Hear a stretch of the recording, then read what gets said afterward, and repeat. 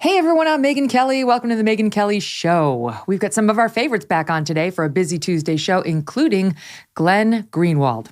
Despite being one of the most frequent guests on the show, it's been nearly 6 months since we've had Glenn on, and there is a reason why. We'll talk about it in a minute. But we begin with the news in America and in Brazil, and there's no person better to ask about it than Glenn. He's a Pulitzer Prize-winning journalist and now host of System Update on Rumble. Like many people, I am trying to eat healthier these days, and that's why I love good olive oil. And by good, I mean fresh. Olive oil packs the most flavor and healthiest nutrients when it's fresh from the farm. And that's the problem with supermarket olive oils. They're not fresh. They can sit on the shelf for many months growing stale. That's why I like my olive oil direct from small, award-winning farms, thanks to a guy named TJ Robinson, also known as the Olive Oil Hunter. When I first tasted TJ's Farm Fresh oils, I fell in love with their vibrant, grassy flavors. Yes, grassy, but it's good. Promise me. I promise you. They're delicious on salad, veggies, pasta, meat, fish, you name it. As an introduction to his fresh pressed olive oil club, TJ's willing to send you a full-size bottle worth $39 of one of the world's finest artisanal olive oils for just $1 to help him cover shipping. Best of all, there's never a commitment to buy anything, and you can cancel your membership at any time. Get your free $39 bottle for just $1 shipping and taste the difference freshness makes. Go to harvestfreshnow.com. harvestfreshnow.com for a free bottle and pay just $1 in shipping. harvestfreshnow.com. Is it a nightly newscast at 7 p.m., Glenn? Is it nightly? It is nightly, and I should have listened to the people who warned me about how time-consuming that was, including probably you, but I was foolish and ignored them, and now I know. But yeah, it's nightly, Monday through Friday, 7 p.m. Eastern. Oh, that's awesome. Congrats. I love Rumble. Thanks. It's got run by great people, and I'm sure it's going to be a very big success. So we'll get to all the personal reasons why, but can you just do me a favor? Because I've been following the Brazil story, with moderate interest. I wouldn't say I'm rapidly interested in what's happening down there, but I'm moderately interested. So give us like the 101 version for people who are like me, who saw the riot, saw people very upset. They don't believe that the election was free and fair and that Bolsonaro really lost. Is that what they're upset about? They feel like it's a stolen election? Or is it that plus the fact that they can't stand the new guy? Because here, it's like, to me, this is like far right to far left. And it seems hard to understand that the same country would elect both of those leaders. Yeah, so I'll just give you my very quick reason why I do think people should care about Brazil. It's actually a gigantic country. It's the sixth most populous country in the world. It's the second largest in the hemisphere. It has enormous oil reserves, some of the most important in the world, plus the most important environmental resource, which is the Amazon. And that's why during the Cold War, the Soviet Union and the US were obsessed with Brazil. It's easily the most influential country in Latin America. As for the recent politics of it, the government, Brazil, has been ruled by this, what some people consider this far left party, which is the Workers' Party created by Lula da Silva. He grew up, he grew up illiterate, in great poverty. He became a labor leader. So he sort of has this profile of a far leftist. And he was very far to the left, but he ran for president 3 times, lost 3 times, and realized the only way he would win and successfully govern the country is if he moderated. And he became, I wouldn't quite say kind of an equivalent of like Barack Obama or Hillary Clinton, but much more like them than, say, Fidel Castro or Hugo Chavez. He was the president from 2002 to 2010. And regardless of what he secretly might have wished for, no one can know that, he governed as a kind of center-left leader. The Brazilian economy, far from becoming Venezuela, exploded in growth for 8 years under his presidency. It became the 6th largest country in the world. It passed the UK. But, then his successor, Dilma Rousseff, was the president for 6 more years. So when you have a party that's governing a country for 14 straight years, and then you have the good times and the bad times, people grow very disenchanted with it. She ended up being impeached in 2016. He ended up being imprisoned in 2017. And so there was a lot of anger toward the establishment. Goes to jail. And Bolsonaro ended up kind of successfully exploiting that anger toward the establishment, much like Donald Trump did, by saying, I'm not from the center left or the center right. I think they're both the same. I hate the entire establishment. And all that anger got channeled into the Bolsonaro movement. And that's why he won in 2018. As for what just happened, there was definitely a similar attempt like there was in the US to persuade Bolsonaro supporters that he didn't really lose the election. He lost very narrowly by 2 points, but that instead there was fraud. I personally haven't seen any evidence of real fraud or systemic fraud. So I think what's really going on is that, especially because Bolsonaro's party in that same election had an amazing night. I mean, it's now the most popular party in both House and the Senate. They won the key governorship. So if there was fraud, it was only on one part of the ballot. And I don't think there was. I think people are sketchy. Brazil's a really polarized country like the US and Brazil. And a lot of the anger was because of that. Yeah, that's always that was part of the Trump problem when he was claiming that he was, denied votes in Michigan and so on. Then you'd look at places where the Republicans just crushed under Trump on the very same ballot, which really undermines the suggestion that some fix was in. Never mind the Sidney Powell stuff. Like it's in and it's being controlled from a foreign country where they're manipulating all the ballots, but only at this level and not the lower levels, whatever. So Bolsonaro's now down in Florida. Recovering from, he was stabbed when he ran in 2018. It's so crazy, and says he has ongoing medical issues from that. Now he's down in Florida. People are gathering outside of his house, and he's sort of a hero to a lot of people, but also a villain to others. But now there's pressure from some here in our own country, including the Biden White House, to potentially tell him to go home, to get out of here. Why would we get involved in that? Like, where's this? Is this over now? Is it going to die down and he's going to go back home and is going to end? Or what's the next step in this saga? Well, I mean, first of all, it actually sickens me when I see American leftists and liberals mocking how often he ends up hospitalized. I mean, when he was running for president, a gigantic knife was plunged into his intestinal system and tore the whole thing up. He was 90 seconds away from dying. 90 seconds later, he would have been dead. At arriving at the hospital, his entire abdominal region was reconstructed. Of course, he has all kinds of ongoing problems. He's a 67-year-old man. But I think, this is what happens when people speak in ignorance. So you have people like AOC and Joaquin Castro saying, we demand that Bolsonaro be extradited back to Brazil. The Brazilian government, very notably, is not asking for Bolsonaro to be extradited. There aren't criminal charges pending against Bolsonaro. So how would the United States government extradite him? Of course, the U.S. government would have the right, like it does with any foreign national, to expel any foreign national from the country, even if they entered legally, which Bolsonaro did.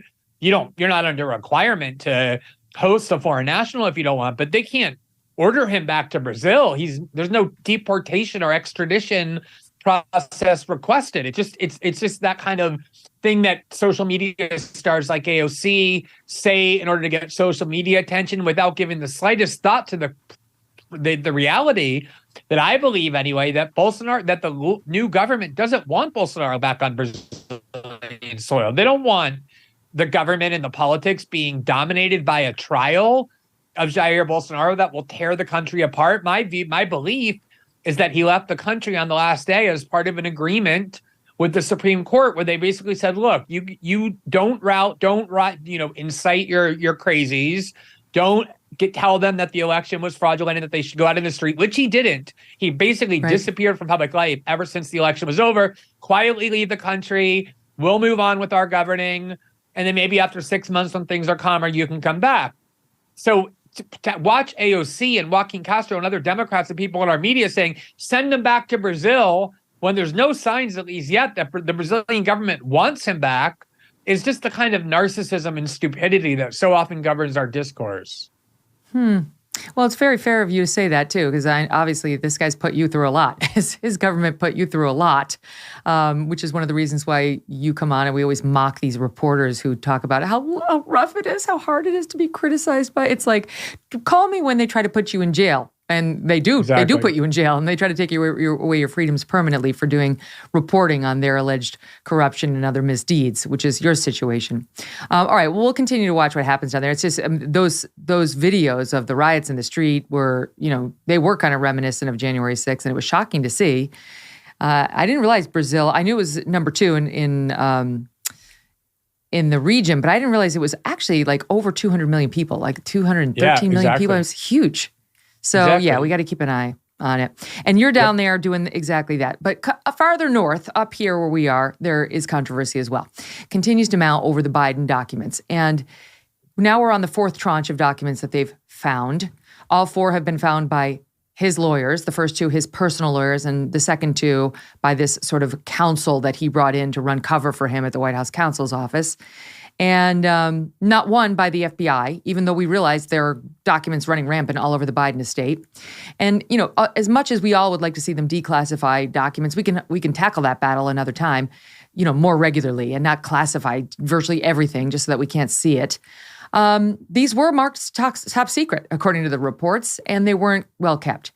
So now we're in a position where we can't get real answers. And Carrie Prejean, who is completely inept at managing any real information flow, has just bounced past everything to the Justice Department, which, let me tell you, when I was brought on at Fox News in 2004 as a junior, cub reporter covering the Supreme Court and justice, you get no information out of justice. You never get any information out of justice. The only time you get an information out of justice is when Merrick Garland is secretly leaking to you because he wants to publicize the Trump Mar-a-Lago raid because he thinks it makes him look good. Other than that, you get nothing. Right. And here's an example of what the messaging has been now out of the White House, with a hat tip to Jim Garrity of National Review, who highlighted these in a great piece on National Review yesterday. But as far as you know, is it ever okay for classified documents to be mixed with personal effects? What I can say, what I can say is what the president has said before, what I have said multiple times. We take this very seriously. The president takes classified information, classified documents very seriously. We want to respect the process. And so that's what I'm going to do. I'm going to refer you to the Department of Justice. Just to be clear, you're confident he followed whatever protocol was in place? Again, this is something that he takes very seriously. The president, when it comes to classified documents, when it comes to classified information. The president has said he hopes to speak about this soon. When can people expect to hear from him? Don't have, again, that is something that I can't, I don't have a magic wand here. I don't know when that's going to happen. Okay, so just in case you were wondering, Glenn, he takes classified documents very seriously. Yes, I that's definitely what I derived as well from her commentary, which of course provokes the question: if he takes classified documents so seriously, why does he appear to be strewing them about in multiple places wherever he goes, kind of like a little, troll in the desert leaving breadcrumbs for the little children to pick up? Wherever he goes, they just seem to fall out of his pocket. When I know you wanted to leave this issue aside, but when the whole thing happened with Trump and Mar-a-Lago, the reason I didn't take that particularly seriously is because, as somebody who has spent as a journalist many years reading through enormous archives, multiple archives of top secret or classified documents, I do know that everything in Washington, even the most banal things, get marked classified and secret because the government reflexively keeps everything they do from us a secret, which is its own problem. Nonetheless, as you pointed out, the law is the law. And a lot of people have gone to prison for handling classified documents far less recklessly than Joe Biden appears to have handled them. And what's good for the goose is good for the gander. We don't have two sets of law in this country, or at least we're not supposed to, where, low-level functionaries in the State Department take home work to work on it and entails some classified information, and they end up getting prosecuted or having their reputations ruined. And so there is a lot of karmic justice in this because Democrats really thought they had Trump this time. I'm sure your audience has seen 5 years of clips from New York Times op-ed writers and MSNBC and CNN hosts. The walls are closing in on Trump. He's really about to be in prison this time. And they really thought they had him this time. And then they ran into this problem, pretty big problem, that Joe Biden appears to have done exactly what Donald Trump is accused of doing, only worse in the sense that it's not a one-time removal, but multiple instances. And I doubt we've seen them all. On top of the fact that Trump's defense, whatever you think of it, which is that as president, I have the absolute right to declassify anything I want, which is true, isn't available to Biden because these were when he was vice president. So I think, the problem now becomes Democrats have painted themselves into a corner where they're the ones who have said that crimes of this kind are so grave that the person must go to prison because they've jeopardized our national security. So how do they have any way out, given that we know it in at least 4 instances that Biden took not just classified documents, but top secret documents about Ukraine and Iran, put them in his garage where his son Hunter Biden had access to them, where we know what his problems were, his money problems were. He was on the board of a Ukrainian energy company. There were top secret documents about Ukraine sitting in that garage to which Hunter Biden had access. So I think the Democrats have a gigantic problem on their hands. Mm-hmm. And now you've got Democrats like Debbie Stabenow, outgoing senator from Michigan, saying, the people don't really care about this. They don't care about documents and investigations. Of course, now that it's a Democrat or the top Democrat on the hot seat, they get on with the people's business after, the salivation on the left over those Trump Mar-a-Lago documents. It's just so transparent.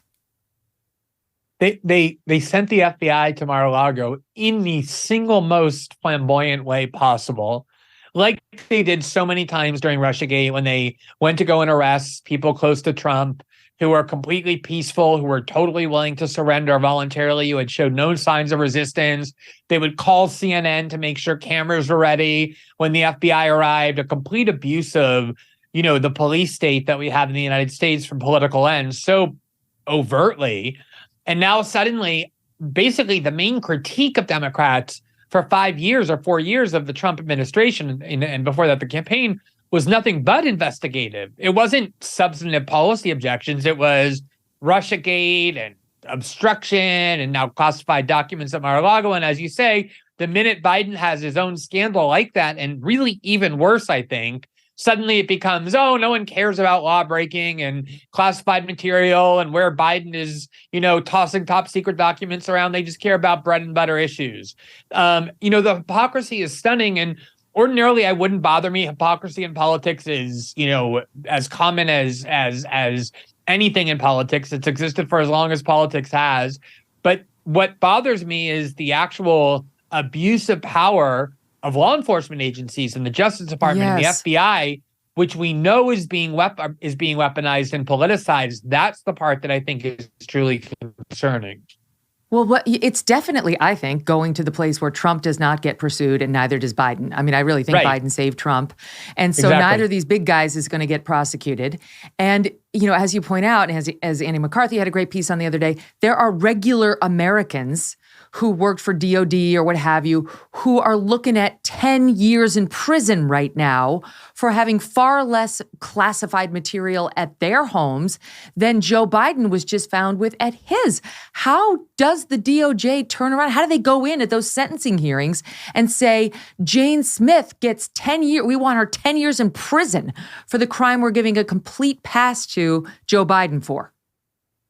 Exactly. Set aside more controversial cases of, huge leakers of classified material like Daniel Ellsberg deliberately delivering huge amounts of top secret documents to the New York Times, or Edward Snowden doing that with me, or Chelsea Manning and WikiLeaks. Those are deliberate acts of what they regard as whistleblowing, other people regard as crimes. I think it's very important to distinguish that from what you just said, which is the fact that there are people who have been prosecuted and who have been imprisoned for no deliberate transgression of the law at all, no malice whatsoever. People who took work home and inadvertently part of that work that they took home was classified material. Because again, when we hear classified material, people think, wow, that must be nuclear secrets or troop movements. Sometimes, Megyn, when I was working with the Snowden archive, I would see things like the most banal documents be marked classified. But what I wanted to say was, the two worst instances of leaking of classified material in the last, say, 10 to 15 years was Leon Panetta, when he was Obama's CIA director, leaked the most sensitive materials about how we found Osama bin Laden to the filmmakers that were making Zero Dark 30, the theatrical film, It was scheduled to be released weeks before the 2012 presidential election. Obama, remember, was running on the fact that he got Osama bin Laden. General Motors is alive. Osama bin Laden is dead.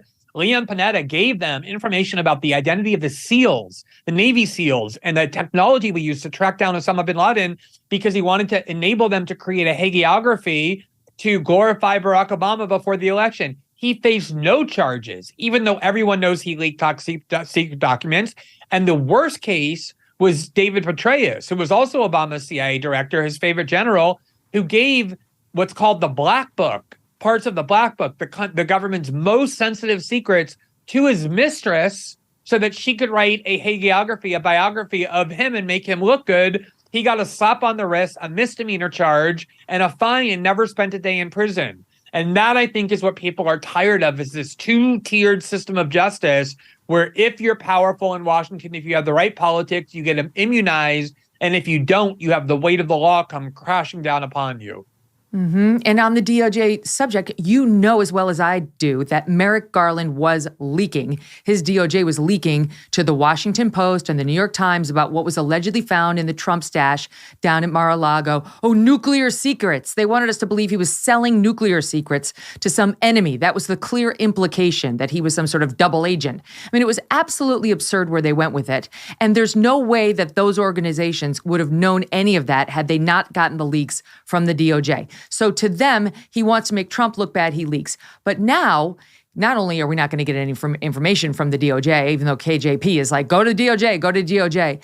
But we now find out he's been silent on this since November, that he was told they found the original tranche of documents in Joe Biden's office in early November before the midterms, and he cooperated to keep it quiet. Another batch, December 20th, kept it quiet. And, you know, again, in that same Garrity piece, he raises the question of, does anybody think this would have been a huge game changer before the midterms? Probably not, but can we really say? He points out the following, Glenn. Could it have cost Democrats the 310 votes in New Mexico's 2nd congressional district that made the difference? The 1,600 plus votes in Colorado's 8th, 1,800 plus votes in Connecticut's 5th, or 2,600 plus votes in Washington's 3rd district? We don't know. Those are pretty tight. Maybe those are people on the fence. A lot of independents were thought to go, that they were going to go Republican, and they went Democrat last minute, which was unusual in a midterm election. They usually vote for the party out of power. And who knows whether this would have been the last straw, sickening, disgusting thing that would have changed the vote. We don't know, but there won't be a press inquiring as to that question. Megyn, this is why I will probably go to my grave still talking about what happened before the 2020 election with regard to the lie that was circulated by former intelligence officials and then ratified by the media and used by big tech to censor the reporting about Joe Biden, namely this complete fabrication that the Hunter Biden laptop was, quote, Russian disinformation. Because whether or not it would have swung the election, and that was an extremely close election, and so had the public gotten to hear things like what Joe Biden was doing and trading on his family's name, or his brother and son were doing and trading on his name in China and Ukraine in order to profit not just themselves, but Joe Biden himself, maybe it wouldn't have had any effect. We'll never know. But it was an attempt to manipulate the election with an outright lie. Everyone now admits those documents on the Hunter Biden laptop were authentic. Everyone honest knew at the time those documents were authentic. I was willing to stake my career on it because I quit The Intercept when they refused to let me write about it by claiming, oh, we don't know what's authentic. I knew they were authentic, just like, in the same way that we've authenticated other documents. When you have the Justice Department, the FBI, the CIA interfering in our domestic politics and specifically our elections to try and generate an outcome that they prefer and avoid the one they don't prefer, that is a very grave threat to our democratic values. And that's exactly what is happening with these agencies. Mm-hmm. Well, this subject came up on the Sunday shows with Chuck Todd, who purports to be, he's no Tim Russert. I mean, he purports to be the sort of fair and tough on both sides. Obviously, it's not true. And he had Ron Johnson, a Republican from Wisconsin, a senator, on his show on Meet the Press on Sunday. And they were talking about Hunter Biden and the investigations that are now going to take place. And Ron Johnson was having to defend himself on wanting to pursue these investigations into what Hunter Biden did under his dad's name and what benefit there was to the sitting president of the United States now, then for a period of Hunter's antics, the sitting vice president or immediately post vice president about to run for president. All these things make him compromised if he was potentially in on some financial scheme with foreign countries and so on through his son. We'll never know the full extent unless we investigate. So Ron Johnson wants to, and Chuck Todd was pressing him on it, and listen to how this went. I'll take you at your word that you're ethically bothered by Hunter Biden. I'm curious, though. You seem to have a pattern. Are you not? I seem to have a pattern. I'm a journalist. I have to deal in facts. Are you not? I deal in facts. I'm concerned about getting the truth. I don't target individuals. Target individuals. I target you don't? The truth. You're targeting Hunter Biden multiple times on this show, Senator. You're targeting an individual. Chuck, Chuck, part of the problem, and this is pretty obvious to anybody watching this, is you don't invite me on to interview me. You invite me on to argue with me. Part of the reasons our politics are inflamed is we do not have an unbiased media. We don't. It's unfortunate. I'm all for a free press. Well, it needs to be more unbiased. Senator, there's misinformation on both sides, but the censorship and suppression we're trying to do issues here in from the left. Partisan cable. Look, you can go back on your partisan cable cocoon and talk about media bias all you want. I understand it's part of your identity. Wow. This is the same guy who has a show on MSNBC. He's part of the partisan cable cocoon and has been for a long time. But I love his I'm above it all. At one point there, he says, I have skepticism of both parties. Really? Where's the evidence of that? Is that, maybe it pops up every 10th interview or so for a moment, but you don't. And he's putting it back on him, saying, look, there's really no reason. I'll accept, I guess, that your interest in Hunter is sincere, right? I'll take you at your word that you are ethically bothered. And this is Ron Johnson saying, why wouldn't you want us to look into this, right, Glenn? What do you make of it? I mean, first of all, obviously what Chuck Todd meant there when he said go back to your partisan cocoon is he's saying Fox News is a partisan cocoon, whereas we on all these other networks and the rest of the media are not. And Megyn, I don't know if you remember this, but even before you and I had ever spoken, I think I had never been on your show at that point, the Politico did a profile of you and said as part of that profile, I have almost no political agreements with Megyn Kelly, but the thing that I respect so much about the show she has is that she is so harsh on leaders of the Republican Party in a way that you would never, ever see CNN and MSNBC hosts being with Democratic Party officials. And I continue to believe that that's, just the other day, Tucker Carlson goes on his show and says, why aren't we seeing Mitch McConnell's tax returns? Where did all of his wealth come from? This is the senior Republican in Washington. So that's supposedly the partisan cocoon, a network that constantly criticizes and attacks Republican leaders in a journalistic way. You will never hear on MSNBC or CNN any major critiques of senior Democratic leaders in Washington, anything like what Tucker said many other times or other people on Fox say about Republicans. And the fact that, as Ron Johnson said, you're telling me, why am I interested? Why aren't you interested? We know for sure that Hunter Biden was trading on his father's name in a critical country, Ukraine, which we're now centrally involved in to the point of a clear proxy war. Whatever you think of that war, you're for it or against it. It's a very dangerous war. We're centrally involved in it. We know that the Biden family was heavily involved in trying to profit and did profit in Ukraine. Why would you not want to investigate that? And why is it left to the Republican Party to do? We have a media that's supposed to be doing that. And the fact that they refuse to, it's amazing. That clip from Chuck Todd proved everything Ron Johnson was saying. Exactly right. And that wasn't the only one. There was another exchange Chuck Todd had with James Comer about investigations into Hunter Biden. And he tries to dismiss it all as, you got a personal vendetta, Comer. This is personal for you. Listen to this. Sat 6. There are emails and text messages that show Hunter Biden complaining about having to spend so much money keeping his dad up. I mean, that's a concern because Hunter Biden's only source of income were from our adversaries in China and Russia for influence peddling. So this is something that we should look into. This isn't political. We want to know, was the president truthful when he said he didn't have any knowledge or involvement of his family's shady business dealings? Once we determine that, we'll move on. Well, it does sound personal at that, and we'll see how the year goes on. Okay. Let me just, this House Oversight Committee chairman, James Comer, he gets ripped. It's personal if you want to go after Hunter. Ron Johnson gets ripped. Go back to your partisan cable cocoon if you think it's media bias that I'm not interested in Hunter Biden. And let's just see, maybe Chuck Todd just has no interest in investigations of members of the president's family. Maybe he thinks that's just a waste of taxpayer time. We shouldn't bother. Right. Oh, you know what? There's tape. Let's just take a look. Let's take a look back.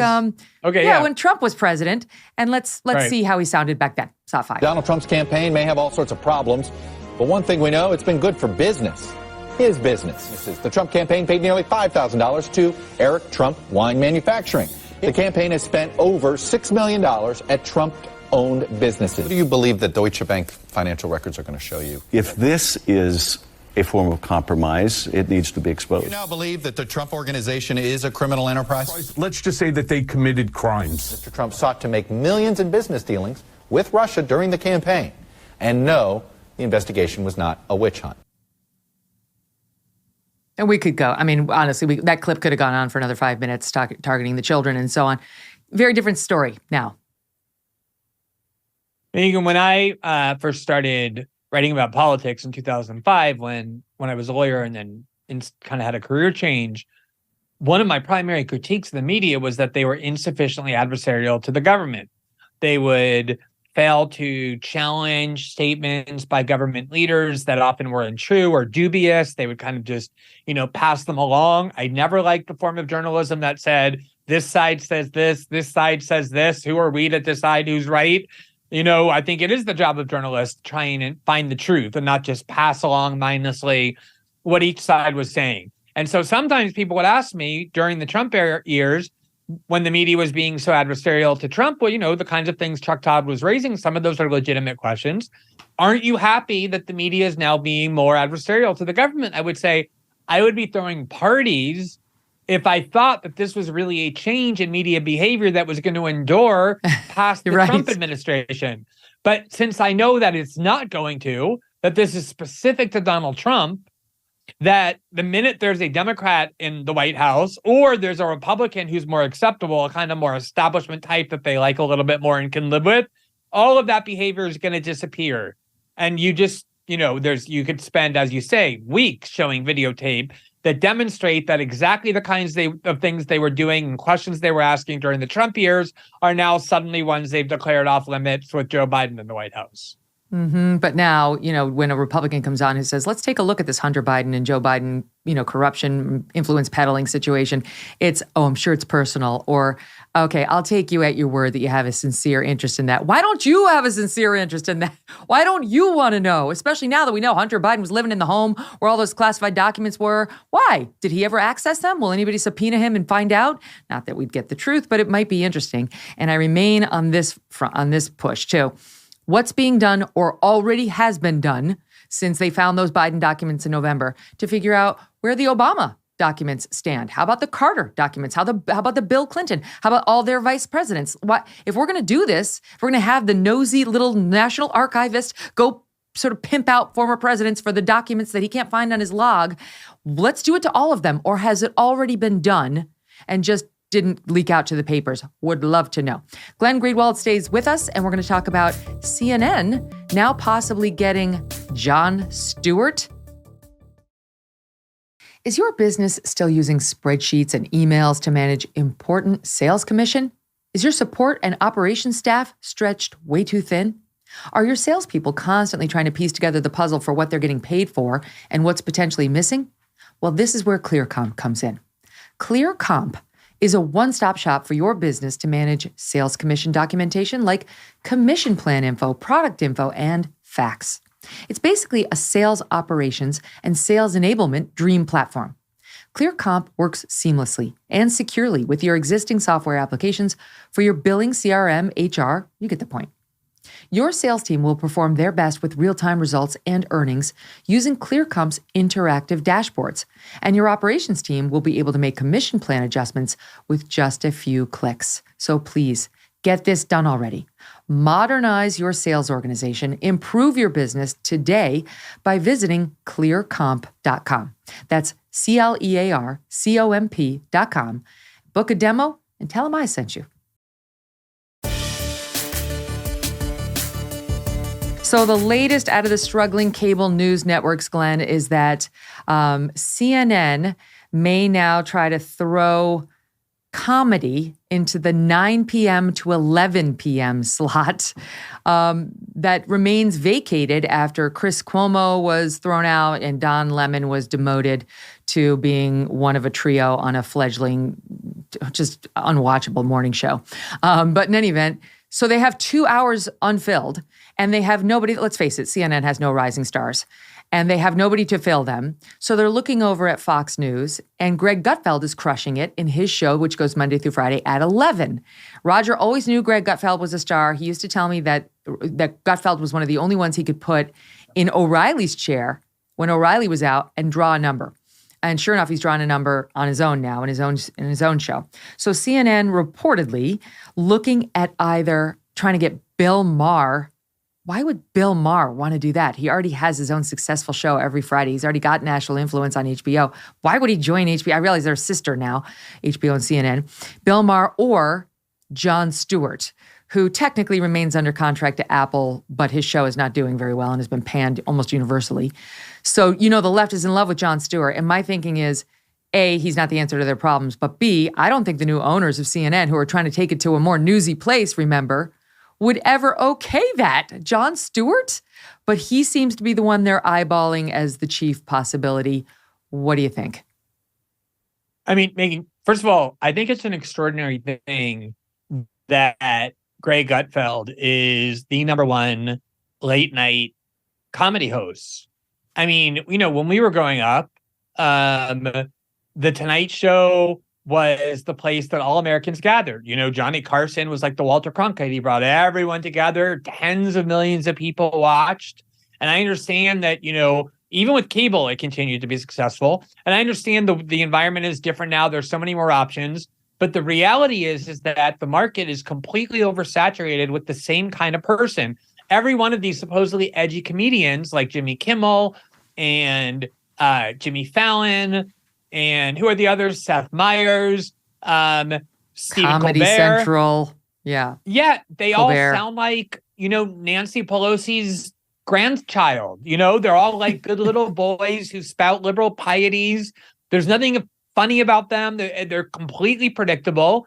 And everybody who turned into one of those kinds of liberals, like, oh, I'm going to make jokes about how Trump is orange or how he has, gay relations with Vladimir Putin.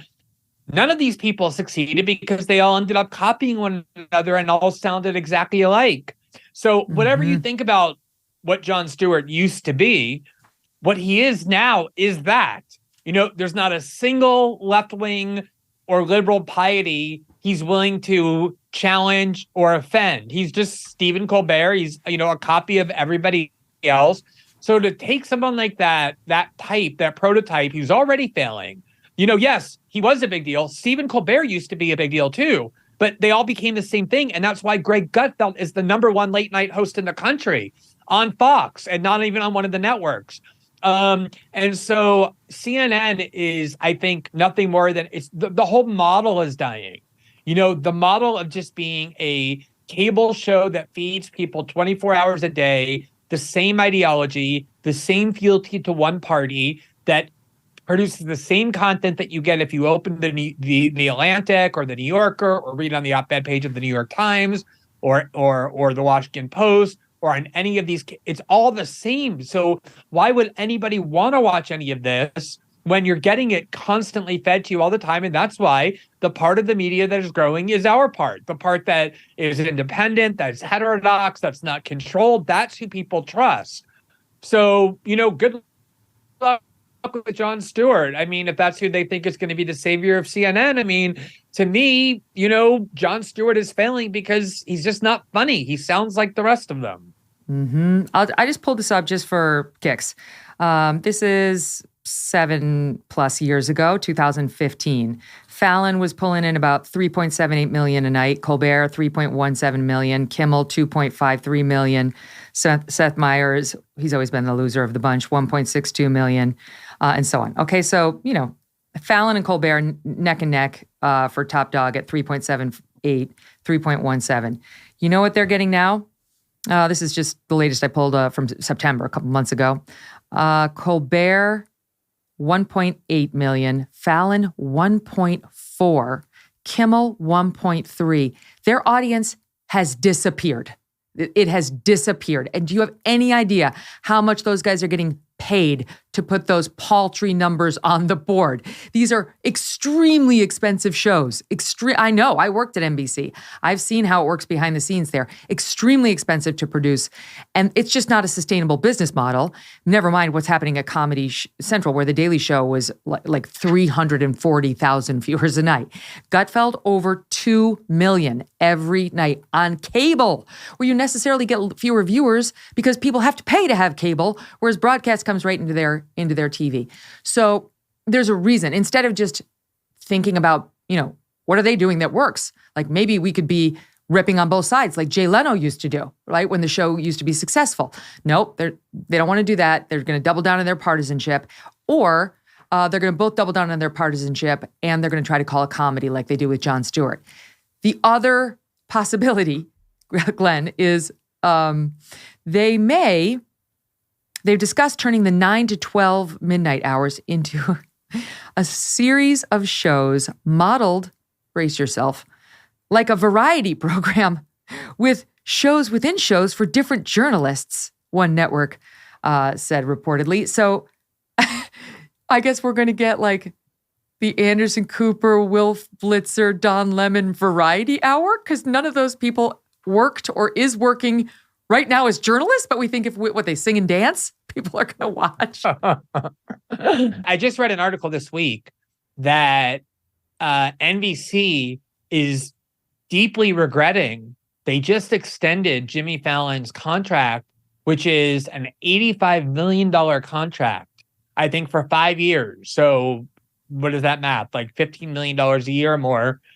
And he's getting a smaller audience than Greg Gutfeld on cable, as you just said. Yeah. I mean, again, I know the media ecosystem has changed. No one expects, say, Johnny Carson numbers. The other option, Megyn, for comedians might just be to actually do comedy and not be political commentators. But we don't accept that anymore in our culture. You can't watch a sports network without being battered over the head with political ideology and dogma.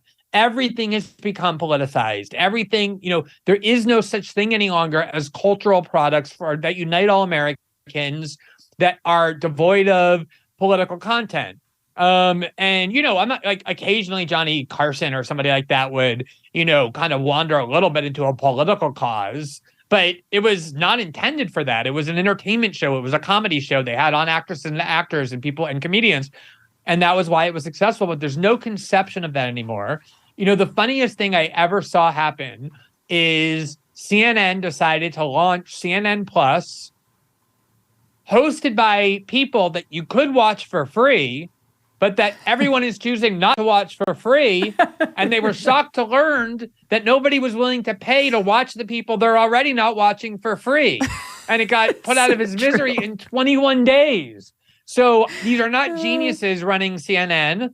And I think their problem is, in reality, they're trying to fix what is actually just a completely broken ship. It's sinking. Yeah. And it's the proverbial moving of deck chairs around as it does.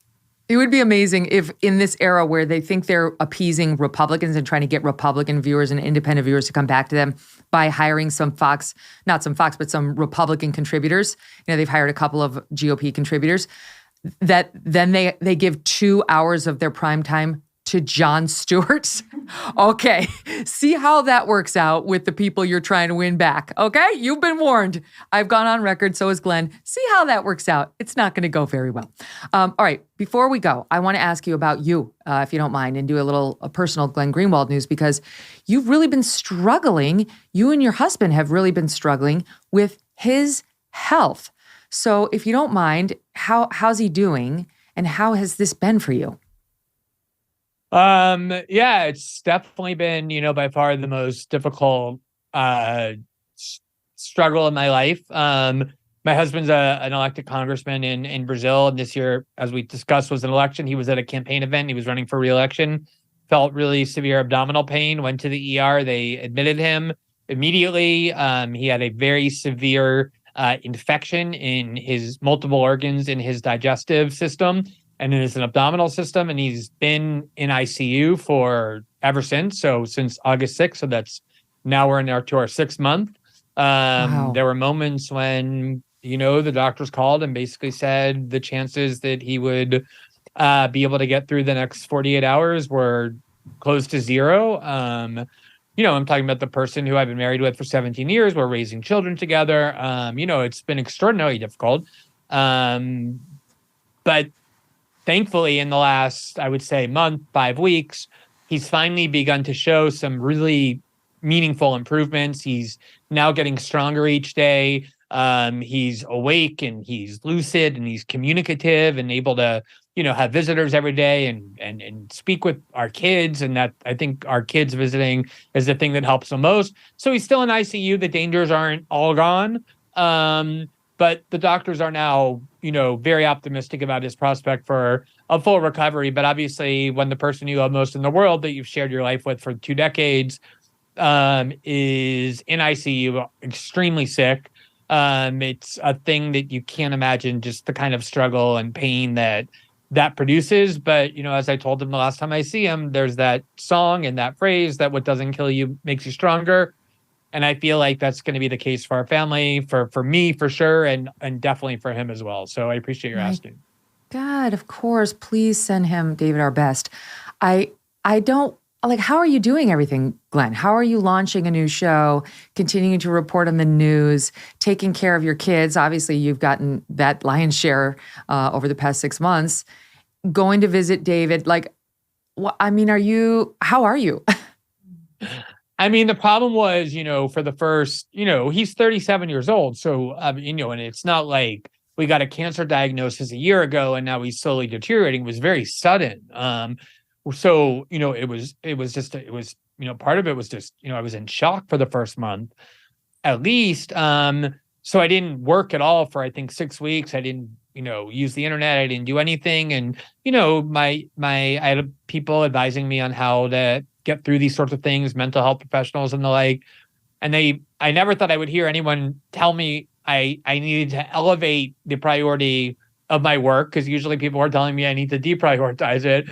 But, basically they said, look, you have the responsibility of taking care of your kids, and, not taking care of them in the sense of making sure they have lunch and sandwiches, but, they're suffering in all sorts of extreme ways, with the grave illness of their father, and taking care of them means trying to support them emotionally when sometimes you have trouble, obviously doing it for yourself. And so, the idea was you need to try and normalize your life as much as possible, which means trying to do some work, trying to make sure all parts of you are enlivened, doing exercise, eating, doing the most to take care of yourself, because, it's kind of like the airlines thing, if the cabin decompresses, make sure that you put your own mask on before you put the mask on your child, because you need to take care of yourself before you can take care of others. So that was what I tried to do, and taking things one day at a time, just waking up and saying, okay, today he's alive. But it was a lot to get through, for sure. Yes, you need to take care of them in all the ways you just stated. But another good thing about you starting the new show reminds me of when my kids were very little and I was feeling sad about going to work. I didn't want to leave my babies. And my friend and then babysitter, Betty, said to me, there are lots of ways of taking care of them, and your new show is another way of keeping the household steady and keeping the paychecks coming. That's important. Support Glenn by watching that show and going over to Rumble and reading everything he writes. All the best to you both, Glenn. We're rooting for you. Thank you, Megyn. It's always great. I'm so happy to be back on your show after too long, and look forward to talking to you again. Oh, so much love to you. So great to see you. All right, you too. Thanks. Bye. It's been a while since you've heard me talking about the amazing extreme altitude wines from the Boller Private Wine Partnership, but they're back with an amazing offer for my audience. It's winter, and these flavors go great with any hearty meal. They do. You're going to love it. And with any meat you're going to have. They're unlike any wine you've ever tasted. Blackberry, leather, smoke, little dark cherry in there too. That makes everything better. The wines are almost impossible to get on your own. The producers deep in the Andes Mountains make limited quantities, you see. But today, I have an amazing offer that I have not had before. If you visit bonnerprivatewines.com/MKS, you will not only get wine for over 50% off, plus free shipping, you will also get a bonus bottle of small batch limited wine production from their exclusive wine cellar. That's 4 bottles for the price of 3. It's a deal that's hard to turn down if you are a wine lover like I am. They have cut out the middleman, so you will not pay a big markup. You just visit Bonner, BONNER, privatewines.com/MKS to claim your bonus bottle and become a part of America's most unique wine club. Today, we have a stellar culture panel with 2 former pageant queens who are now moms fighting for their children and yours. Carrie Prejean, Boller, and Britt are joining us to discuss the latest on a disturbing story coming out of San Diego County, where they live, and much more. And what I love about you two, Carrie and Britt, is you are a testament to sort of the armchair warrior and what a difference you can make. Like moms across the country who are feeling like, what can I do? I don't have a platform. You can do this.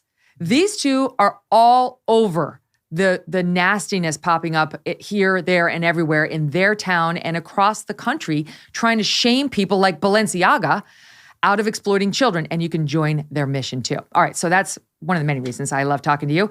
There's a lot to get into. So first of all, the YMCA is in trouble, and it should be, because a young girl, 17-year-old girl, went through the YMCA and was in the locker room afterward. And unbeknownst to her, she was walking right into trouble because she was at a YMCA in California where the law requires them to let any person use the locker room or bathroom that aligns with their chosen gender identity. Okay, so a biological man can easily use the women's locker room if he just says, I'm a woman. And no questions are allowed to be asked.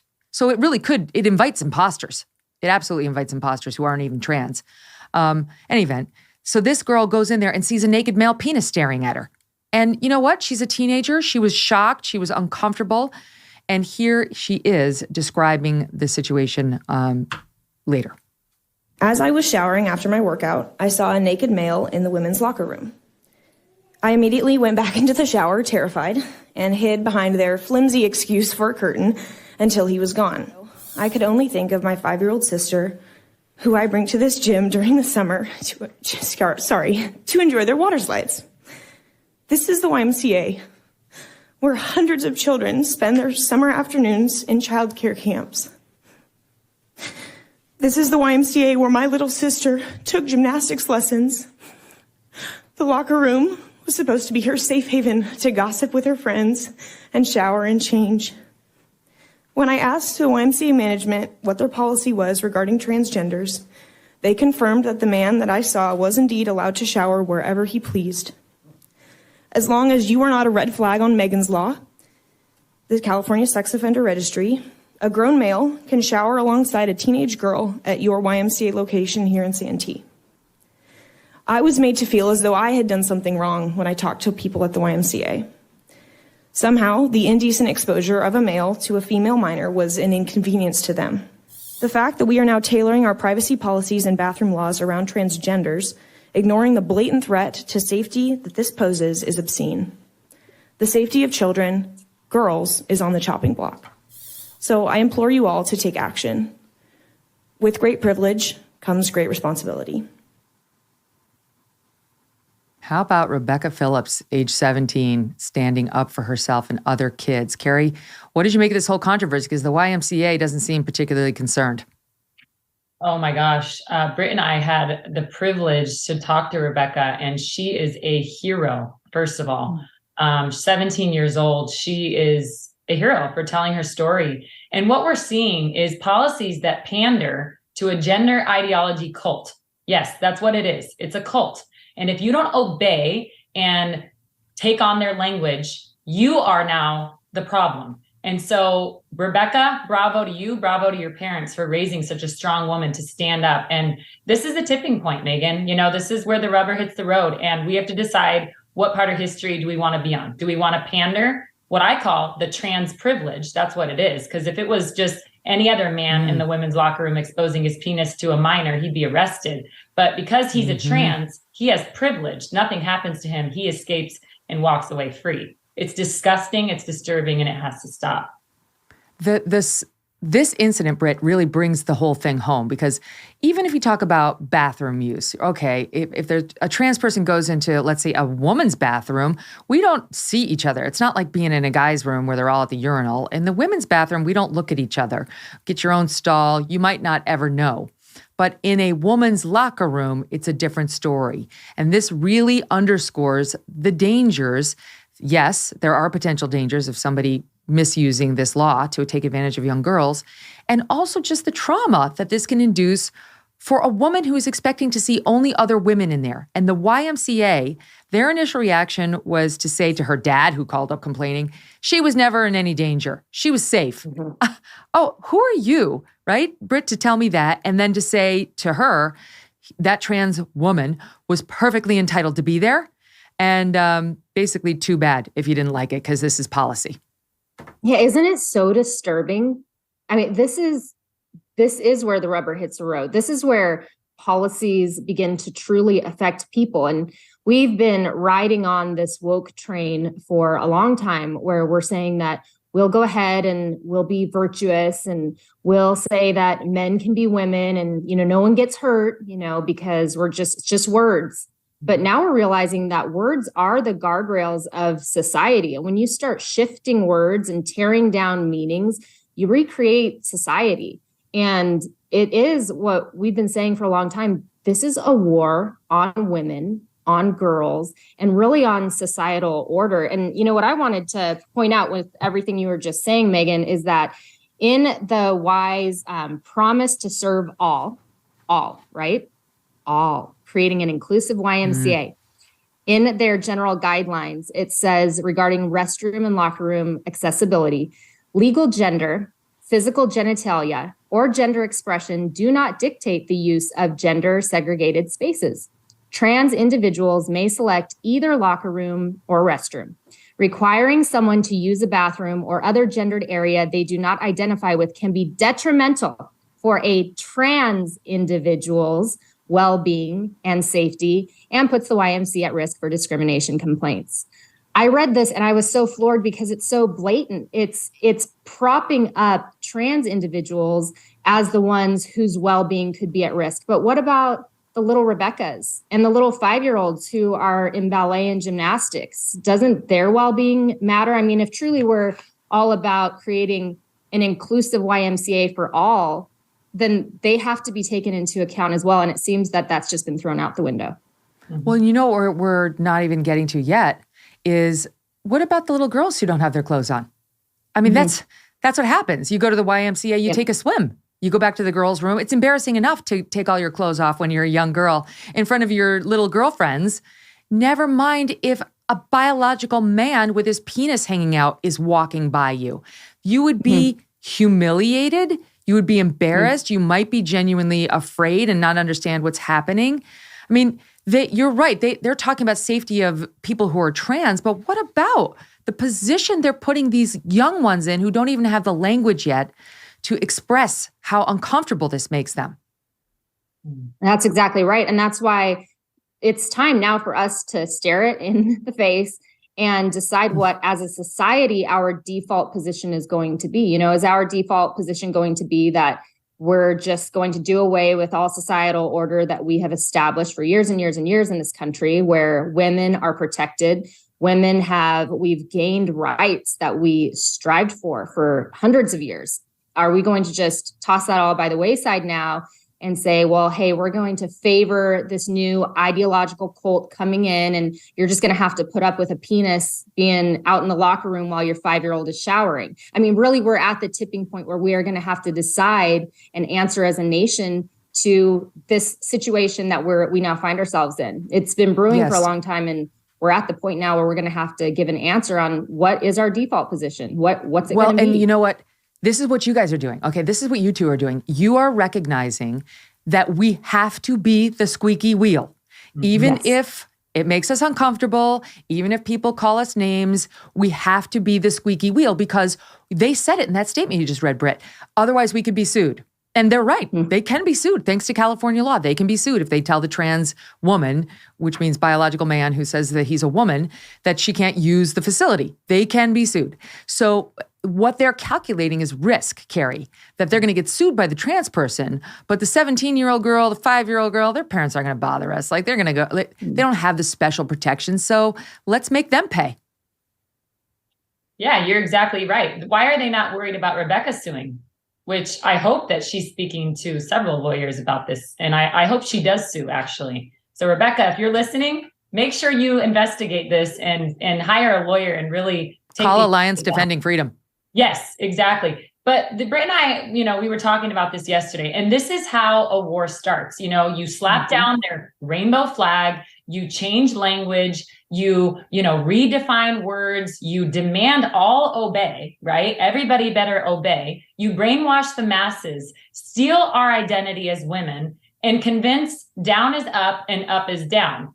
And we're not going to adapt this. We're not going to say, yes, men are women and women are men. No, absolutely not. We're going to take back what's ours and hopefully inspire other moms and dads, especially, to rise up, fight back. This is what we need to do. Rise up, take a stand, decide what side you want to be on, and fight the battle, because this is war. We are in a war, and we are seeing right now the effects of policies like, San Diego, out of all places, redefining what a woman is.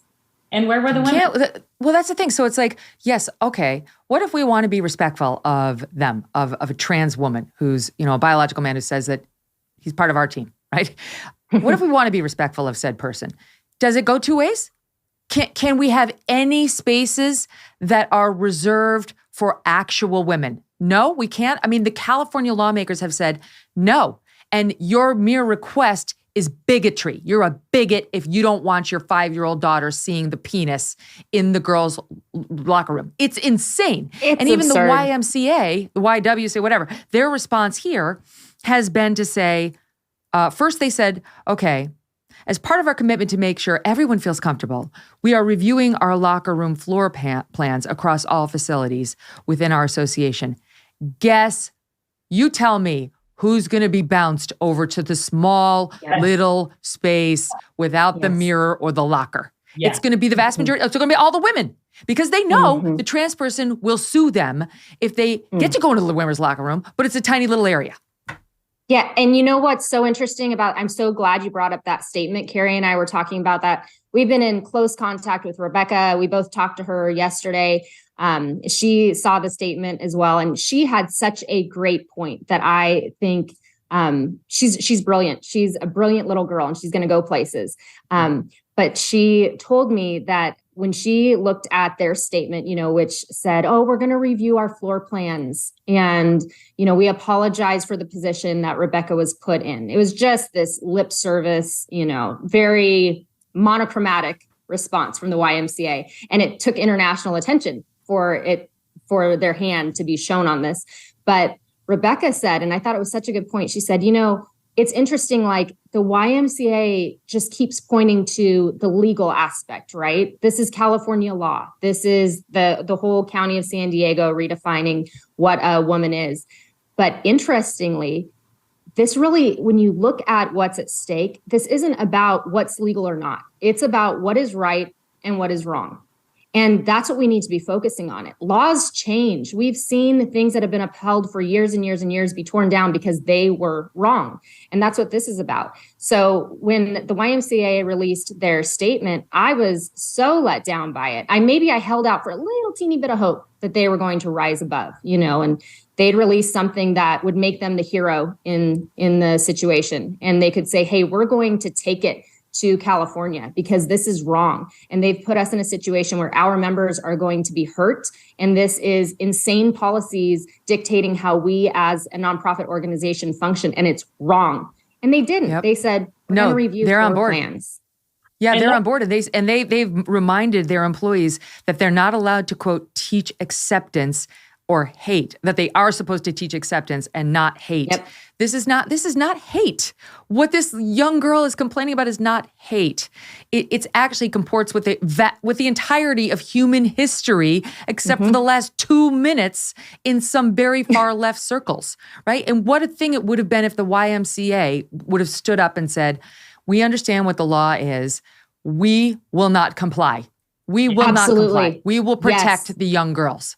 That's it. That is exactly it, Megyn. And that's what, it was that aha moment for me where I'm like, man, they missed the mark. And YMCA, they are a national organization, so well fortified. They could have taken this opportunity in the days it took them to release this statement, and they could have actually played the hero in this. And they didn't. They bent to the mob. So when we talk about middle ground, it's like, we just keep caving and caving and caving, and organizations keep caving and caving to these policies that are built by an ideological cult that is at war with society, and no one's standing up and fighting. YMCA had an amazing opportunity to be that hero, and they missed it. Yes, or at least Carrie to have said, we have to comply with California law, but we want to make clear we object to this. This is wrong, what they've done. Like, whatever. There's a way of doing this, to comporting with the law without completely selling your soul and calling people like Rebecca implicitly bigots, hateful. Yeah. There's nothing hateful about this young girl or her 5-year-old little sister. But, this reminds me of the thing that that happened in American Girl doll, which I did not realize is now owned by Mattel. I mean, we're all moms. We all own toys by Mattel. That's like where you go for toys. And they're the ones who are obviously okay with this trans book being pushed on girls at American Girl doll. First of all, who told you were in the business of educating my kid on gender ideology at American Girl doll? All I want is a little doll that looks like my kid. That's why we go there. Shut up about everything beyond that. Yeah. But they're pushing this book that's educating the little girls on how, your parents tell you what your gender is, but their parents aren't always right. You get to decide. And if you decide before puberty, you can take these pills this is in American Girl doll stores. They won't pull it. The store stands behind it. That's one of the most popular brands in America. What's crazy, Megyn, is that I say this all the time. I'm like, why are these businesses catering to the less than 1%, really? It's like they're committing, suicide, basically, like business suicide. Why would they pander and cater to the less than 1% when everyday Americans, I used to take my daughter to the American Girl store, since she was a little girl. And that was like a tradition in our family where we would go and we would spend the day and she would pick out her favorite doll. Now we can't even do that. We can't even take our daughter and have her buy an American Girl doll without this ideology being shoved down our throats. And this is where the American people have to vote with their dollars. We're seeing woke businesses every single day collapsing. Victoria's Secret, Disney, now American Girl doll, because they're adapting to this gender ideology cult, which is what we need to start calling it. It's exactly what it is. We need to I just want to buy a doll. Yeah, I just want to buy a doll. We stop this madness. It's absolutely insane, and it's hurting our girls. Right. And it's such a small percentage of the population for them to be saying and confusing young kids with things like, quote, if you haven't gone through puberty yet, the doctor might offer medicine to delay your body's changes, giving you more time to think about your gender ideology. This is from a book called Body Image, How to Love Yourself, Live Life to the Fullest, and Celebrate All Kinds of Bodies, that American Girl is offering as a, quote, smart girl's guide to socially and medically transitioning from one gender to another. It's been a long time since I've been in that store, but I won't go back in. And if I had a younger girl, I wouldn't be taking her anywhere near the bookshelf. No, it doesn't surprise me either that Mattel is who bought out American Girl. I remember American Girl doll when I was little, and I think there was like a Samantha that looked like me, and it was all historical. And I loved it. And then now to see how far they've come is just, it shows you how rapid this is all happening to. It's maddening pace. It's like you can't even Britt, keep your finger on the pulse because it's everywhere and it's happening so fast. But it doesn't surprise me that it's Mattel. I remember when you said Mattel, it triggered a memory that I remember being at my local Target with my daughter. And I had to cover her eyes when we went through the doll section because there was a Mattel doll that you could change its gender. And it was the first neutral doll that was being launched. And you could make it a boy or you could make it a girl. And it was on an end cap for all to see. And so it doesn't surprise me. It's a very diabolical evil that is being pushed into our society. And the targets, it's our kids. The book that you're talking about, I looked at it and it's marketed to ages 3 to 12. And Carrie and I were talking about it. We're like, kids don't even know their ABCs at age 3. And they're supposed to be told that if you don't feel like the little boy you are, there are drugs for that. Oh my God. There's no safe space now for girls. That's the thing, Carrie. So the little girls can't, this is how we first had you girls on, you gals. They can't go to school without having drag queen story hour shoved down there, right? That's one. They can't go to American Girl Doll without getting this foisted upon them. They can't go to the YMCA for a little recreation without walking by a naked male penis while they're just trying to change out of their bathing suit. Like, that's why Ron DeSantis did what he did down in Florida, where he said, at least in the classroom, I'm keeping this out of the curriculum for the very young children. And the left is still freaking out about that order to this day, saying he's some sort of hideous bigot. Yeah, the party that was once champions for women, but remember that, believe all women and, women are equality. The future is female, right? No, actually, that's not what it is. The party of the left that was supposed to be champions for women are now complicit in this blatant assault on women and attack on women and young girls. And where are the feminists, Megyn? Completely silent. It's now going to be up to the conservative mom, the mama bears, to rise up and fight back because the feminists created this mess. And now we're seeing the results of it. I have to tell you, speaking of Ron DeSantis, I talked to my mom last night, who's just amazing. And she said she had people over and she goes, they really love that Ron DeSanto. Oh, I love your mom. Nobody knows how to say his last name. She's amazing. I'll take it. My mom makes me laugh. She calls him Dr. Fawcett. She doesn't understand Fauci. Okay. It's not just happening in crazy California. Like we're seeing the drag shows in Texas, the drag shows in Florida. Like these are happening all over the nation, not just here in California. So people make it's happening in fun of Iowa. Yeah, people make fun of us in California, but it's like, no, this is happening everywhere, you guys. Yeah, it's terrifying. Going back real quick to the YMCA issue just for a second, because it ties into what Carrie just said. I had a friend text me this morning and she worked for the YMCA for 13 years. And her neighbor out in Tennessee is the CEO of the Tennessee YMCA. And so she shared this story with him about Rebecca. And she said that he looked into the guidelines, right? That out here, it's crazy California, right? Surely not in your neighborhood, not at your YMCA. And he found that the Y's open locker room policy is in effect in 26 states. This is insane.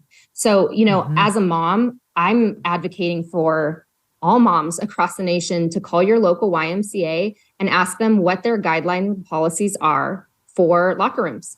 And for your 5-year-old daughter who's finishing a swim and she's going to go change. Is there going to be a man in there with his penis out saying that he's a woman? You need to call your YMCA and find out, because it's not just crazy California. And we have said for a long time that what happens in California spreads. It's like a cancer.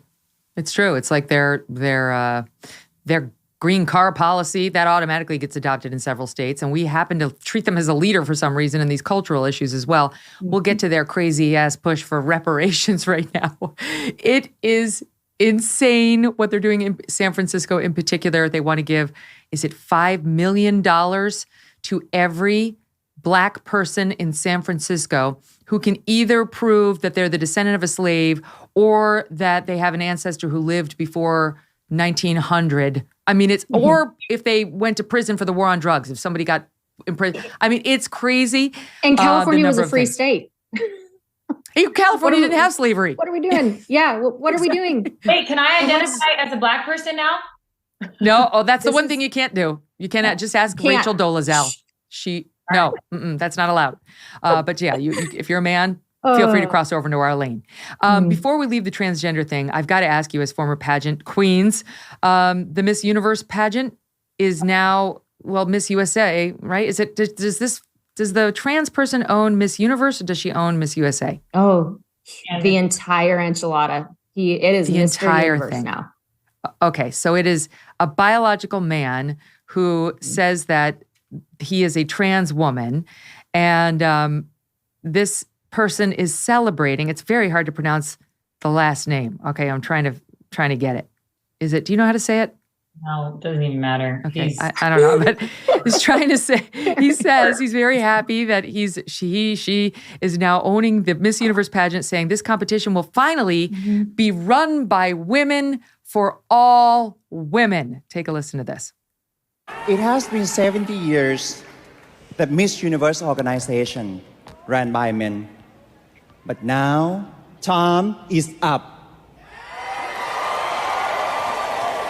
Is the moment really for women to take the lead.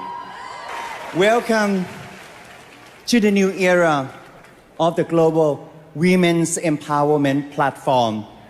Welcome to the Miss Universe organization. From now on, it's gonna be ran by women, owned by trans women, for all women. So is this an improvement off of men owning the pageant, which is how it was in the past? Absolutely not.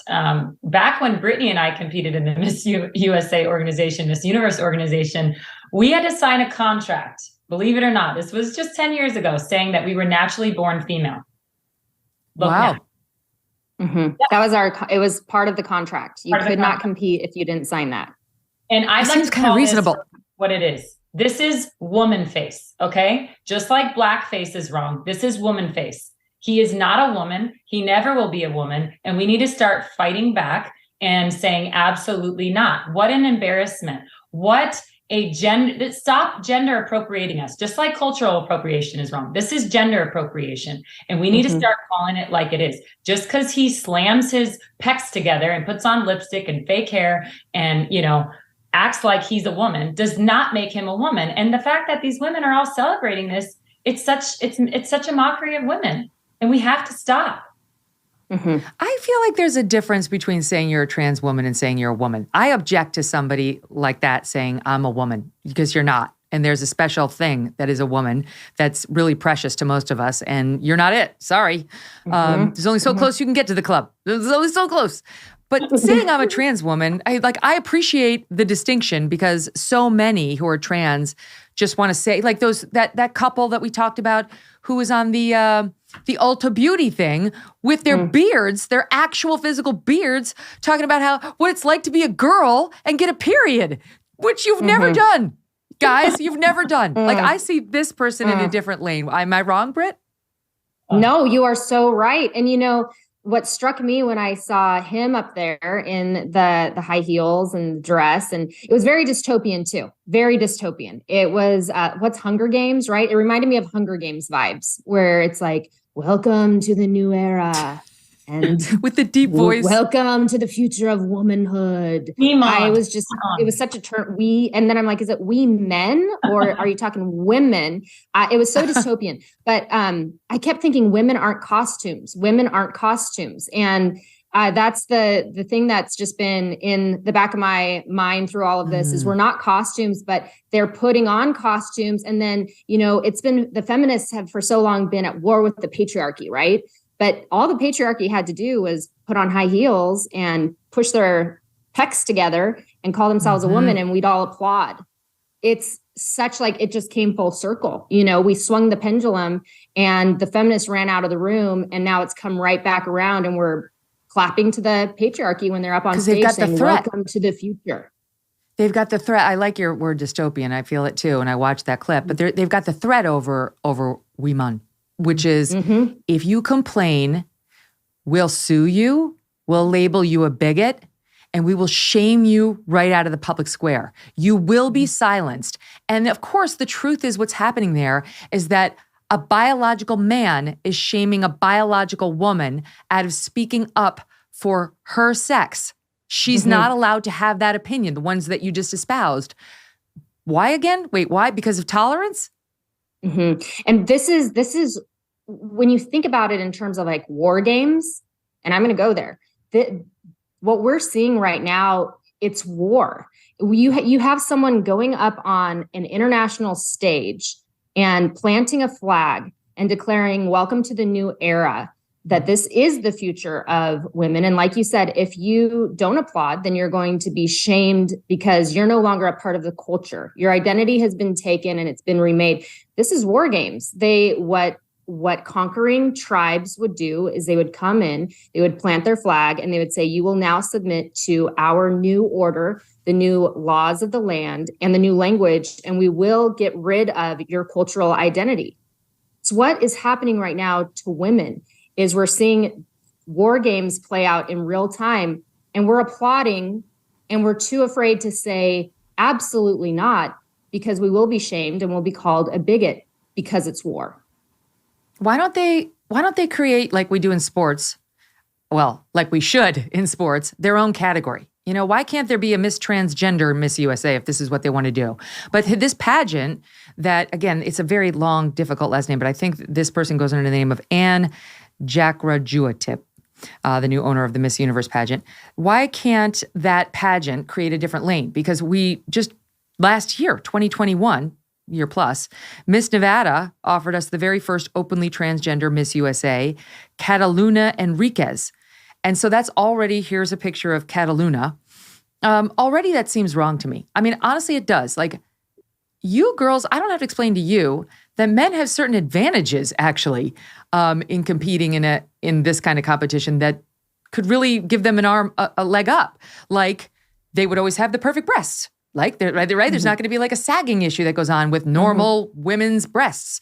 Like, their butts would probably be a lot firmer with less cellulite, right, than we have because we're women. Like, no, they were not going to have the natural curves that we have and all. But I'm just saying there are some elements to it that, as we see in the sports lane, feel unfair. And yet this, not surprisingly, Anne Jakrajuatip is allowing that too to happen. What's so upsetting about this is I just looked up, he did an interview with the Wall Street Journal before the pageant, and he was bragging about how no men are allowed on stage. None. And I'm like, what? You are so out of touch. Like, you think, you really believe in your mind, you are mentally ill, that you believe that you're a woman. And yet the women on stage are applauding him. Oh, you're just such a good representation of us. No. That's what blows my mind. You know, the left used to be champions of all women, believe all women. Now we have a man dressed up playing pretend, because that's what it is. It's make believe. So we need to start calling it like it is. Well, and then you've got to compete against a biological man who says they're a woman on the stage. I will say this. This is kind of promising. There was a trans contestant suing. It's so confusing. All right. Suing, I want to get it right, Miss United States of America, which is a different pageant. That's why you've never heard of it. But there's a different one, not Miss USA, but Miss United States of America, LLC, suing that pageant because that pageant said you have to be a natural-born female, just like you said. And the far left, Ninth Circuit, I think this was, pretty sure, I'm looking at my notes, said throughout the case, saying, nope, you cannot sue that. You cannot sue over that, and that the eligibility requirement is protected under the First Amendment's protection against compelled speech. It was a 2-1 decision. Yeah, it's got to be a Ninth Circuit because it's out of Oregon. In any event, that's great news, right? That's great news. That is good news. The courts are now saying, if you want to enforce the gender rules on something like this, you can. But it's tough when your state like California has a law on the books saying you can't. So anyway, all of this is still playing out in the courts. We'll pick it up there right after the break because there's much more to go over with Carrie and Britt. Don't go away.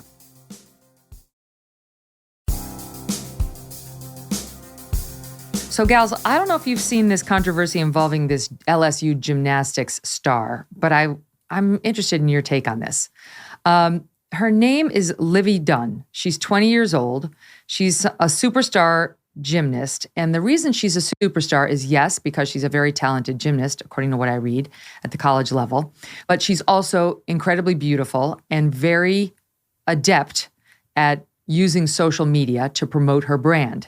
She's able to do that and make money off of that because a year plus ago, the NCAA changed the rules to allow college athletes to make money off of their name, image, and likeness so they can monetize their social media and they can partner with advertisers. And I have to say, initially I thought, well, this is very good. This is especially good for young women because they don't have a lot of professional sports activities, not nearly as many as men do, when they finish their college years. So they can make some bank while they're, stars at the college level and then go on and do what they want to do. Mm-hmm. I don't know. I'm starting to question whether I was right in my initial opinion, because what's happening here, and I get that she's savvy and she's beautiful and I wouldn't take any of her talents away from her, but something about this story is making me feel uncomfortable because she's posting on Instagram and all the others nonstop these very sexy photos. And now she's got throngs of young men showing up at all of the gymnastic meets. And it's to the point now where it's a huge distraction. Like they're behaving badly. And it's not really her fault exactly. She said, please behave respectfully. Other girls are trying to compete. She at some of these is trying to compete. But they're young men and they're doing bad things and they're behaving badly. And it's become this huge distraction for gymnastics, her teammates, her opposing teammates.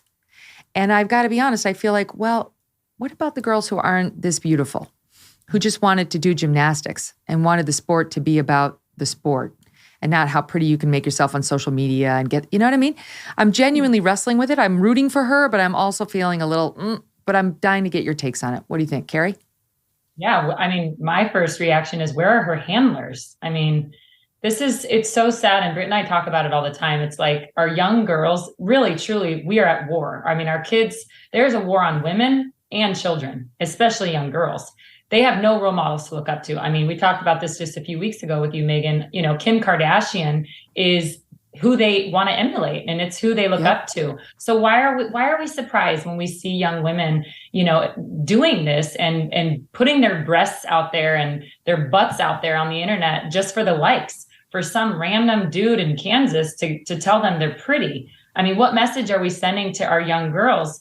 And so we need to start calling it like it is. And this girl should not be doing this. And I honestly, I was like you at first. I was like, oh, good for her. Now the colleges aren't making all the money. Now it's the young, the young people making the money. But she's really putting herself out there. And I think that she's, there's a potential case where she could get hurt. You could have a stalker.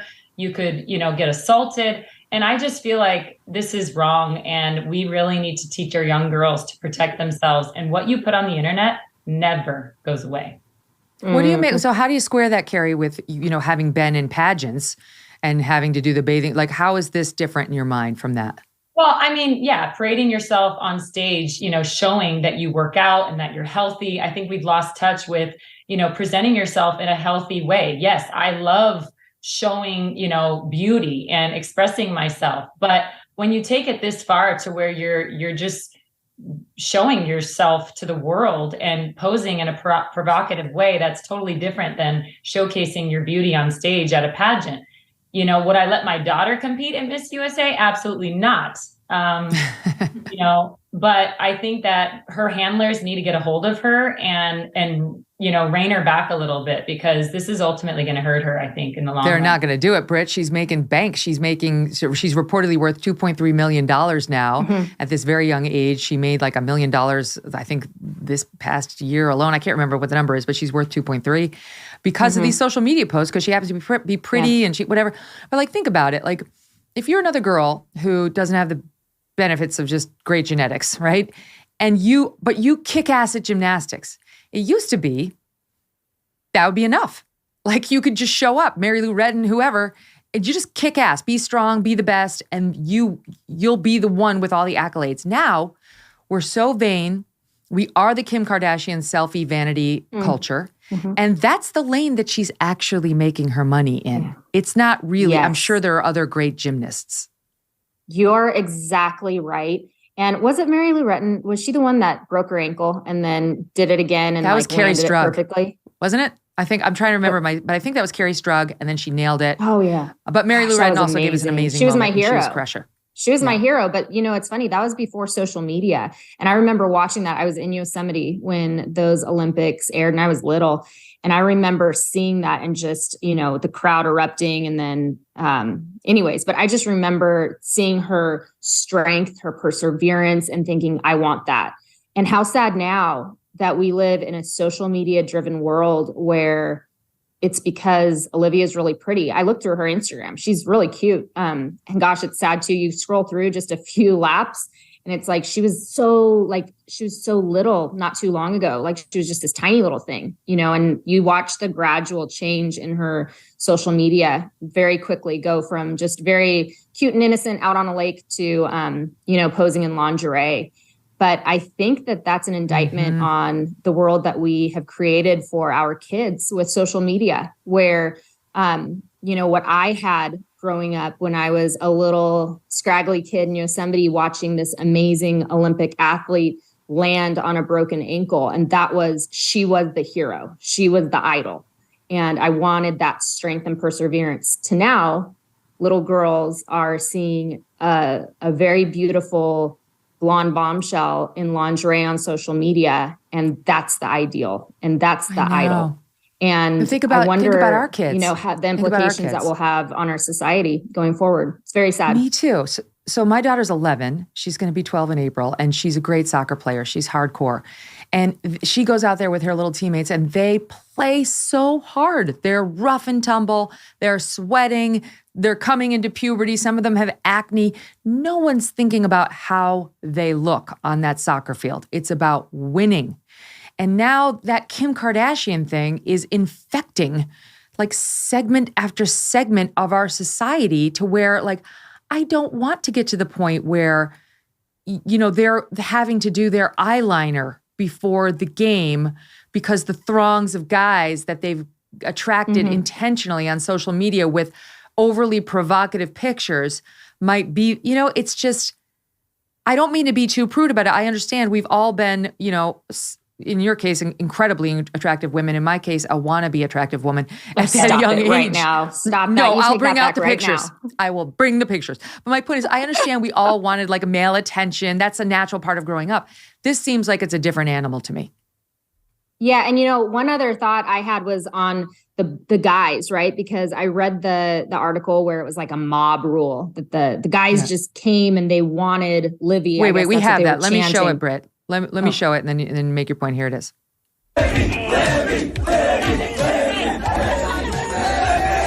Chanting Livy. Give us Livy! We want her! We want her!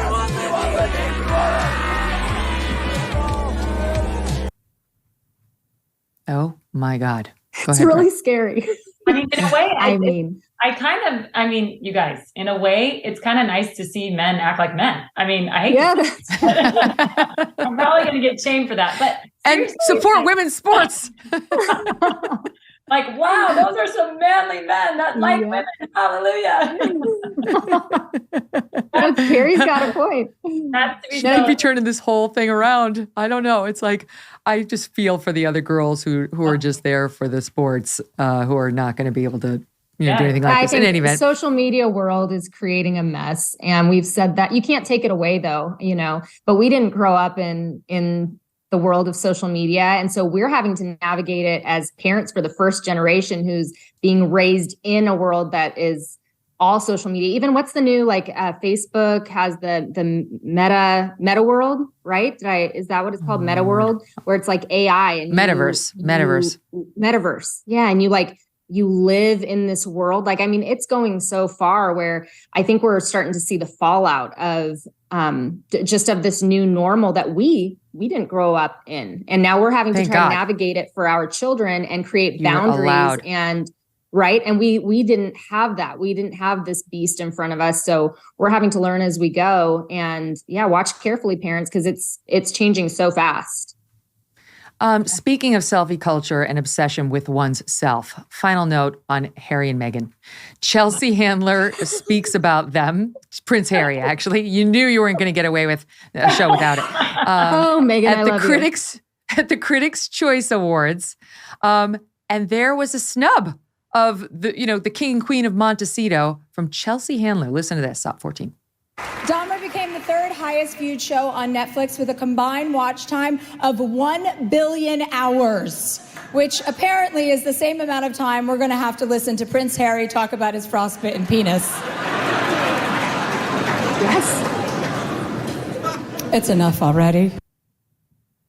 Yes, it is the first time I've ever agreed with Chelsea Handler on anything. Isn't it? It's Same. enough. Do you know what she's talking about with the frostbitten penis? Oh, tell Yes, us. of course. We played the soundbite in which he read it. It was creepy. I'm starting to feel sorry for Meghan Markle. I didn't feel sorry for Meghan until that point. I'll be honest, like that's the only part of the book I've read, and hearing it with him reading it, I couldn't. When he starts talking about Elizabeth Arden and the cream, and then it took him back to his mother, his deceased mother, as he put it on his frostbitten penis.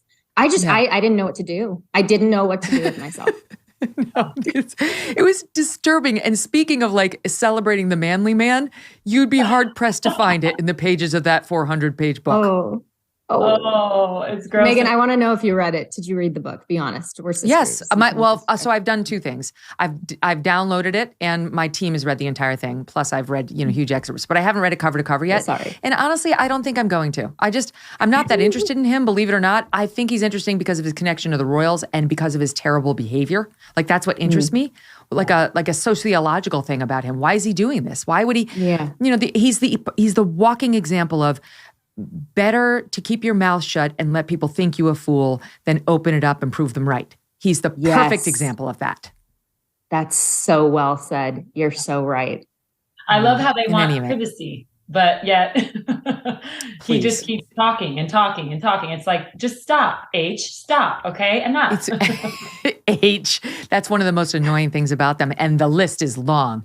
Britt and Carrie, so fun to see you. Thanks for being here. Oh, it was so fun. Megyn, thank you so much. We can't wait to see you again soon. Oh, likewise. All right, we'll do it again soon. Quick moment we've got to show you before we go. Yesterday, President Biden attended the National Action Network's annual MLK Day breakfast. This is Al Sharpton's group. So he goes and he does a shout out to the wife of MLK III, who was there. Her name is Andrea Waters King. It was her birthday. It didn't go well. Well, look, my wife has a rule in her family. When somebody's birthday, you sing happy birthday. You ready? Happy birthday to you. Happy birthday to you. Happy birthday, dear Valen. Happy birthday to you. Well, it's hell turning 30. Well, it's not Vala, it's Andrea. Andrea, don't go there. By the way, that was not, you started on the second verse of Happy Birthday. It starts off with Happy Birthday to you. Anyway, he missed the first verse, and it's not just Jill's thing to sing Happy Birthday when it's somebody's birthday, FYI. So much to discuss. Love your thoughts. Email me at Megyn@MegynKelly.com with your thoughts. By the way, he also said Nancy Pelosi would be rolling over on what the House Republicans have done so far. She's still alive, sir. She's still alive. We'll be back tomorrow.